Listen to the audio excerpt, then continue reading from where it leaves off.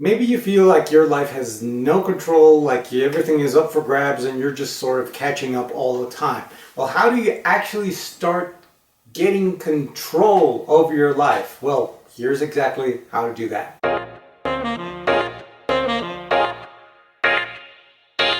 Hey guys, welcome back to the channel. My name is Yamil Senior, and if you want more content like this, articles, videos, and stuff like that, head on over to jamilsenior.com for more. And if you want to level up your life, go ahead and check out jamilsenior.com/coaching and schedule a free session today. Now today we are talking about 10 habits that you can develop to develop discipline in your life and start getting control over everything that happens. Now, I know that sounds kind of esoteric, that sounds kind of magical and mystical and weird, like maybe it's kind of a scam, sounds too good to be true. But the truth of the matter is, habits are the things that are going to get us to where we want to go. See, developing new habits lets us take new actions that is going to compound over time to get us to a point where we feel more in control of our life. Because usually when we feel like we're just catching up and everything is just coming at us, the truth of the matter is we're just reacting. We're not preparing. We're not anticipating these things. And so leaders anticipate.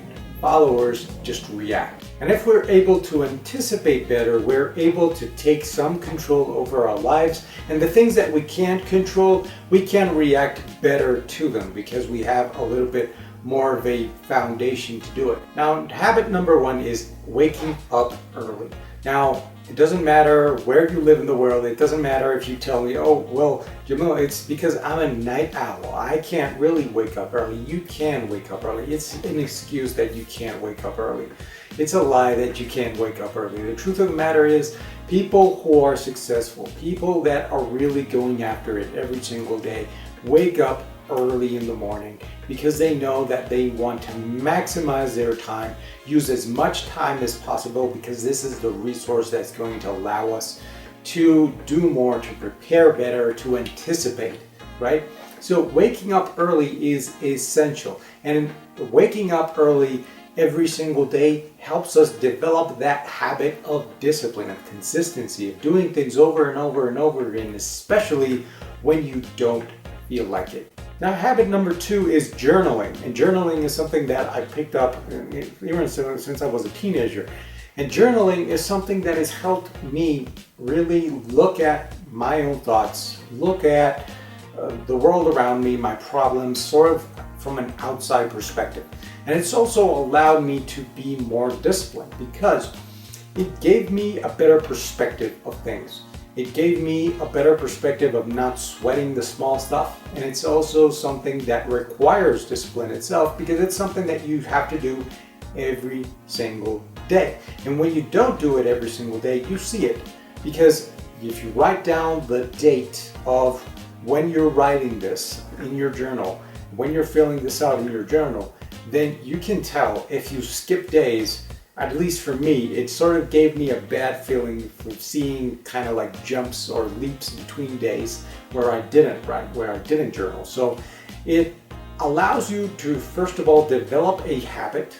And developing that habit and that consistency of journaling is something that's going to help your discipline, but also figuring out and looking at whatever it is that's happening in your life, whatever you call problems, whatever bad feelings you're having, or whatever conflicts you're having with other people, all these things sort of come into perspective because you sort of see it outside of yourself, and then you can analyze these things and tackle problems in a more effective way.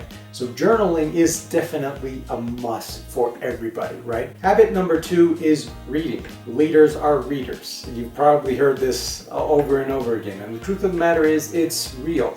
When you read, you are consuming information that people have gathered for years and years in one single book. And so they're basically dumping their entire life's work into a tome.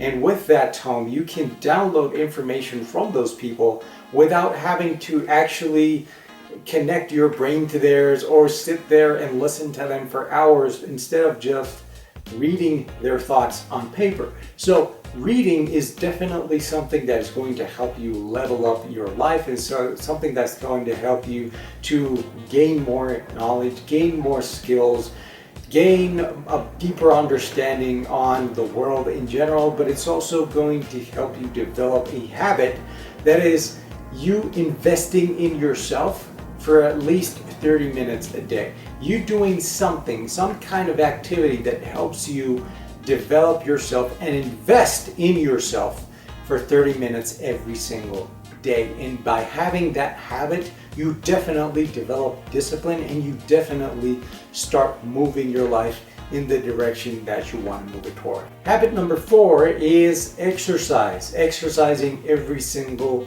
day. Now, exercise, it shouldn't really be much of a discussion. Exercise is good for you in so many ways. In fact, it affects your mood, it affects your metabolism, it affects how much energy you have along the day. It affects so many things, and exercise, it shouldn't even be a discussion how good it is for you, but it's also something that's going to help you level up mentally, because so many times you don't feel like exercising. And let me tell you something. There are many days where I don't feel like exercising. I really don't feel like exercising, but I do it anyway. And the reason why is because it allows me to mentally get tougher. Because when you don't feel like you can actually go through a single exercise, and you actually do it, and you go through it, and you come out the other side victorious, you start developing new beliefs about yourself, because some things that you maybe even didn't believe that you could possibly do, like lift a certain amount of weight, or run a certain amount of distance, or do a split, or do something that's physically demanding. When you do that, something that you didn't even think that was possible, and you break through that barrier, then you start thinking, well, what else could I do? And that starts expanding what's possible inside of your life. And so developing that habit of exercise every single day allows you to grow mentally and physically. Habit number 5 is eating the right amounts of food and the right types of food. And so food is extremely important. It's just as important, if not more important, than exercise. And usually we hear these phrases all the time: you are what you eat.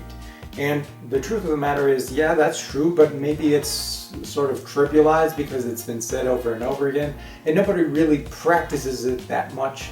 So the best way I've heard it described is by Dr. Daniel Amen.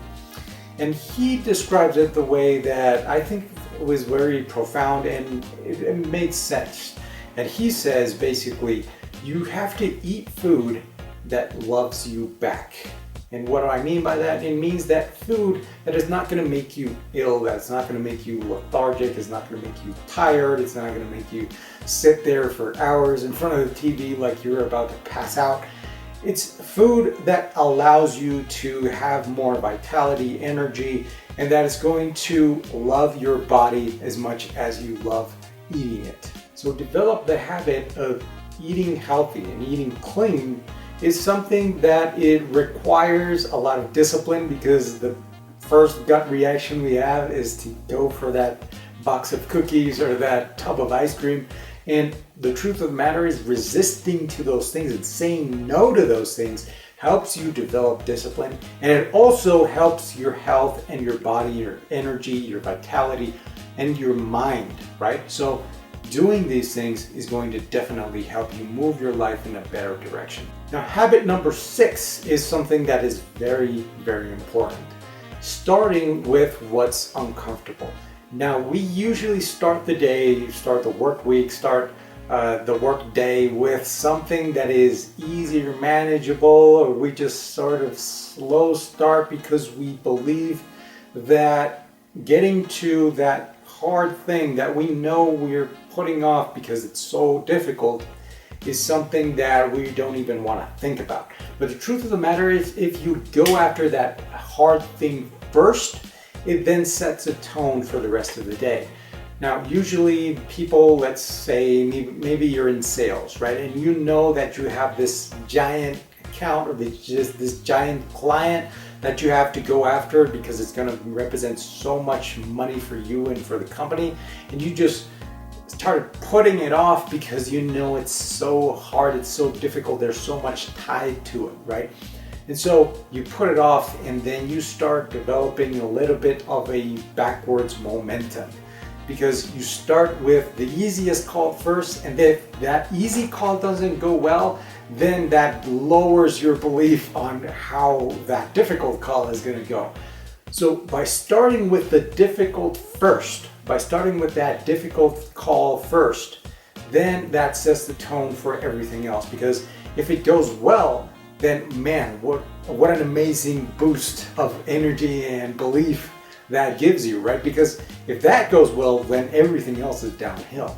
But if it goes wrong, then everything else is easier, right? So it really sets the tone for everything in your day. So starting with what's difficult, starting with the most uncomfortable thing you can think of, then allows you to be more disciplined, and allows you to step outside your comfort zone regularly, and it allows you to grow physically, emotionally, mentally, and in your career. Habit number 7 is growth before pleasure. Now, usually our brains are wired to go for the pleasure immediately, and the immediate pleasure, right? So usually we get this feeling like maybe you want to stare at the TV for 2 hours and just sit on the couch and do nothing.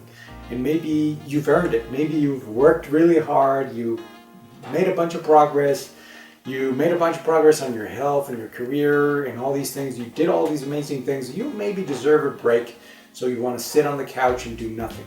But before you do that, go ahead and do something that's going to allow you to grow.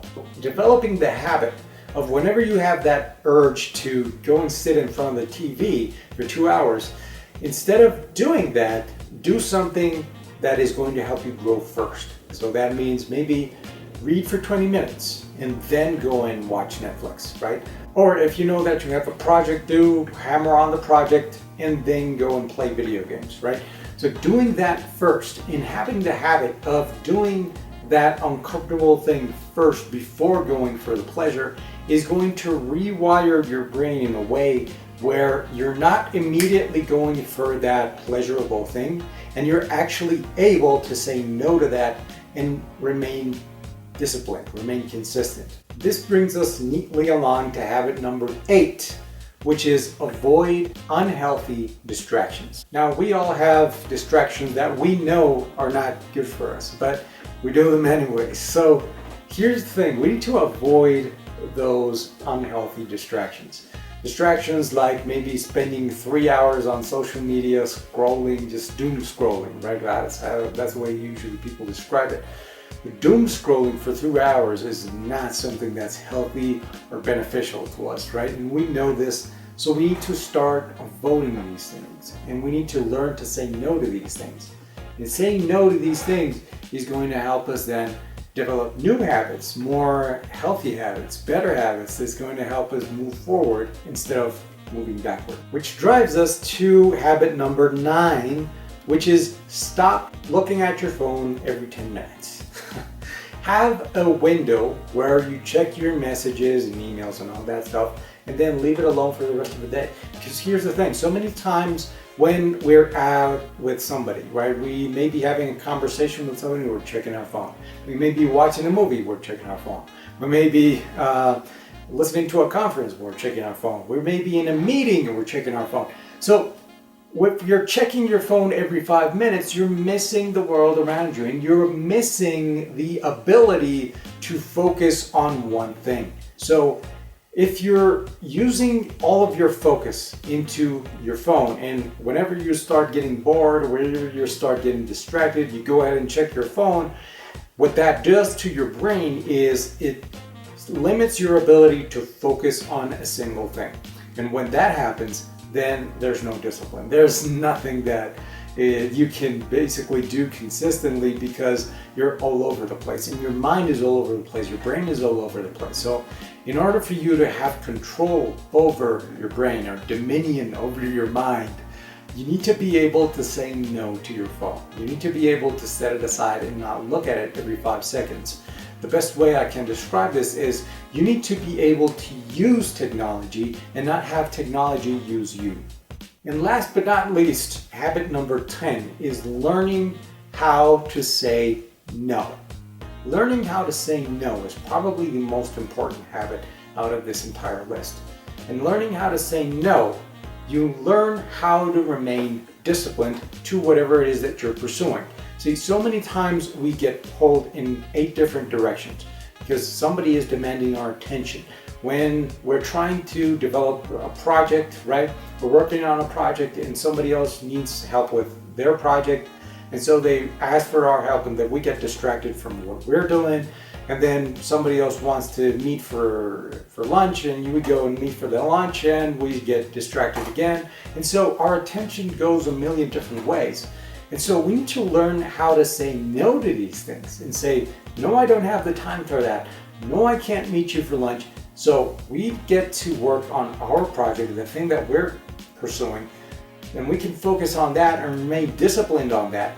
And so by doing this, we learn to be disciplined to ourselves, be true to ourselves, and that actually gives us more time and more space to then have interactions with other people and spend quality time with those people and genuinely help other people along the way. But if you're not taking care of yourself and if you're not taking care of your path, then you can't really help anybody else.